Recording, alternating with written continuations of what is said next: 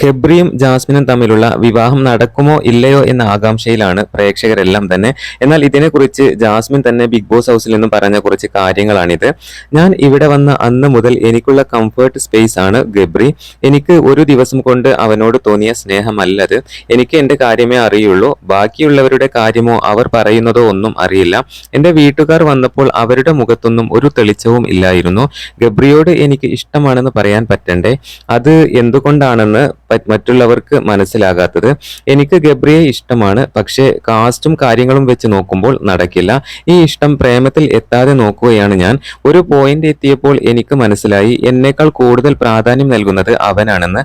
ആ സമയത്ത് ഞാൻ അവനോട് അത് തുറന്നു പറഞ്ഞു. അവൻ പോയ ശേഷം മനസ്സ് തുറന്ന് ഞാൻ ആരോടും മിണ്ടിയിട്ടില്ല. പുറത്തുള്ള എല്ലാവർക്കും കുറ്റമായിരിക്കും, പരിഹാസമായിരിക്കും, പുച്ഛവുമായിരിക്കും. ഗബ്രിയുടെ ഫോട്ടോ നോക്കി സംസാരിക്കുമ്പോൾ ആളുകൾ എനിക്ക് ഭ്രാന്താണ് എന്ന് വിചാരിക്കും. പക്ഷേ എനിക്കേ അറിയുള്ളൂ അതിൻ്റെ ആശ്വാസം എന്താണ് എന്ന്. എനിക്ക് അവനോട് പ്രേമം എന്നൊരു സാധനം ഇല്ല. അവൻ പോയപ്പോൾ എൻ്റെ ഡിപ്പെൻഡൻസി പോയി, പക്ഷേ അതിൻ്റെ ലിമിറ്റ് ഞങ്ങളുടെ കയ്യിൽ നിന്നും പോയി. അത്ര മാത്രമേ ഉള്ളൂ. എന്തായാലും ബിഗ് ബോസ് ഹൗസിൽ ഇരിക്കുന്ന സമയത്ത് ജാസ്മിൻ ഗബ്രിയുമായിട്ടുള്ള ബന്ധത്തെക്കുറിച്ച് പറഞ്ഞ കാര്യങ്ങളാണിത്.